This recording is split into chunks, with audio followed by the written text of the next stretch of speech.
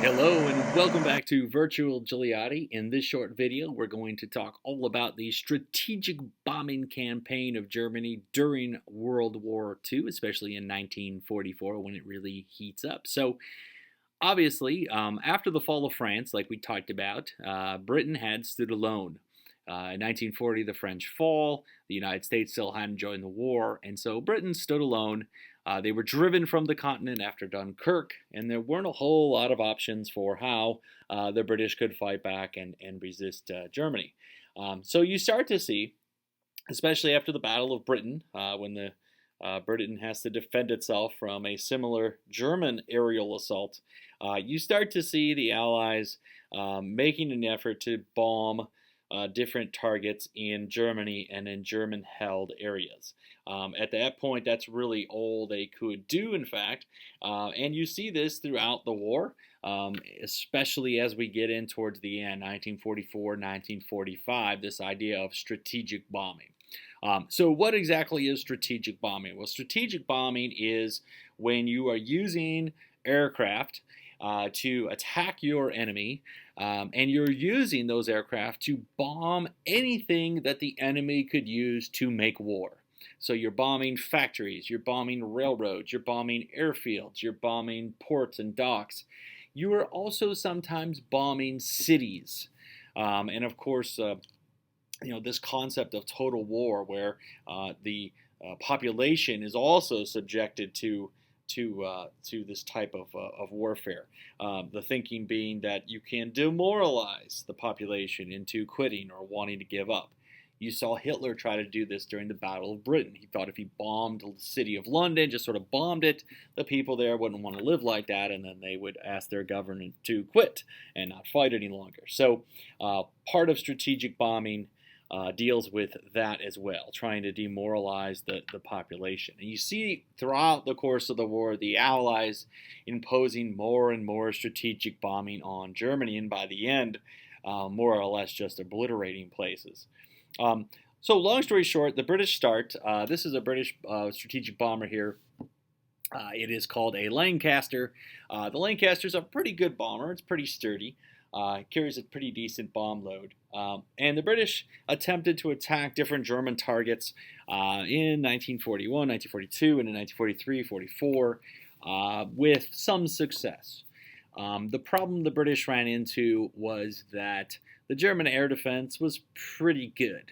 They didn't have all the sophisticated radar and such that the British had, but they had Messerschmitt fighters that would shoot them down. They had lots of anti-aircraft guns ringing important targets, especially cities. And so the British took some really, really heavy losses. In fact, if you were an Allied crew member on one of these bombers, your life expectancy was not very long at all. In fact, if you were able to survive 25 missions, they would let you go home. Now, of course, this is a world war, so they're not just going to lightly let anyone just go home. So the odds of surviving your 25 missions are very, very, very small. Eventually, the British turned to bombing at night. They are so horrified by the losses that they were taking. They were hoping that the darkness would conceal their aircraft a little bit more from the German ground fire and such. And that was a little bit more effective. The problem with bombing at night, though, is you got to remember this is a time where they don't have night goggles and vision and GPS and all that stuff, so you don't necessarily know that you're hitting your target, right? And so that's why in World War II you see these waves of airplanes. There's no smart bombs, there's no GPS, there's no laser-guided stuff. The whole idea is we're going to send up a large number of aircraft. They're going to spread out over a big area. They're all going to drop their bombs on it, and hopefully we destroy something. And that's one of the hallmarks of strategic bombing during World War II. Just this massive, indiscriminate bombing, this carpet bombing, if you will, where the bombs just sort of fall out of the plane and they land wherever they land. Of course, designed to destroy the ability to make war on your enemy. Eventually, once the Americans get involved, you start to see a little bit more coordinated strategic bombing effort, where the American crews would fly what are called B-17 flying fortresses in the daylight, And then at night, the British would bring their Lancasters in over Germany, so that there was just sort of round-the-clock bombing. The Americans were able to fend off some of the German defenses with the B-17. It was bristling with machine guns. You see the folks inside here. They had machine guns on the sides and the tail, different variations of it. And of course, they were all flying as a unit, as a group, together to defend one another. At some point, they do get what's called the P-51, which is a fighter escort, one of the most famous warplanes during World War II, that helps them break through some of the German defenses, especially while the Luftwaffe is still active. Eventually, the German Air Force is pretty much sidelined as well when you get into some of the heaviest bombing.